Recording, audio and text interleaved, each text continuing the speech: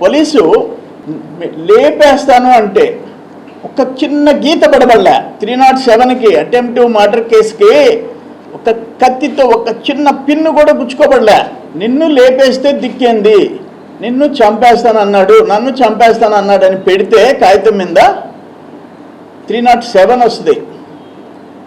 నిన్న కాకాని మాట్లాడింది ఏంది, మేము వస్తే ఉలుకు ఉండదు పలుకు ఉండదు రాధాకృష్ణ ఉండడు అంటే ఏమని, అంటే 307 వర్తించదా? అంత ఓపెన్గా మాట్లాడితే 307 వర్తించదా? బాబు గారిని 1.5 months 2 months బ్యాక్ నువ్వేం భాష వాడావు? నిన్ను స్టేషన్ చుట్టూ తిప్పాలిగా, కోర్టుకు పెట్టాలిగా, విచారణకి 3-4 రోజులు నిన్ను కూర్చోబెట్టాలిగా, స్టేషన్లో కూర్చోబెట్టుకోవాలిగా. నిన్న నువ్వు మాట్లాడిన దానికి 307 అటెంప్టివ్ మర్డర్ వర్తించదా? అంత డైరెక్ట్గా నువ్వు పబ్లిక్గా రాధాకృష్ణ ఉండడు అని నువ్వు మాట్లాడితే 307 వర్తించదా? అంటే ఆయన లావు పొడుగుండడా? అంత పబ్లిక్గా మాట్లాడితే కొత్త పలుకు ఉండదు, చెత్త పలుకు ఉండదు, ఆంధ్రజ్యోతి ఉండదు, రాధాకృష్ణ ఉండడు అని మాట్లాడినాడా లేదా?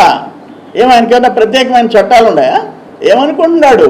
మొన్న పొదలకూరోళ్ళు పోయి 10 గంటలకి ఈయన వస్తున్నాడంటే అక్కడ నిలబడితే గొడవ చేసి దానికి అడ్రస్ లేకుండా పోయినాడు. వాళ్ళ ఇంటికి భోజనాలు పోయిన తర్వాత పోయేసి వచ్చాడు 10 నిమిషాలు. ఏమన్నా అంత లావు పొడుగు అనుకుంటావు నువ్వు?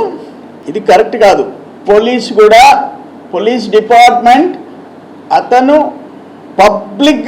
పబ్లిక్గా ఆ కామెంట్ మీద ఏ సెక్షన్లు వస్తున్నాయో డీప్గా స్టడీ చేసి కేసు పెట్టాలా? పోలీసు పెట్టాలా కేసు?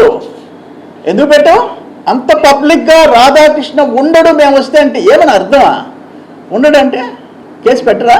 ఆయనకేం చట్టాలు వర్తించవా? ఎట్లుందంటే ఎంత ఘోరంగా మాట్లాడుతున్నారు మీరు.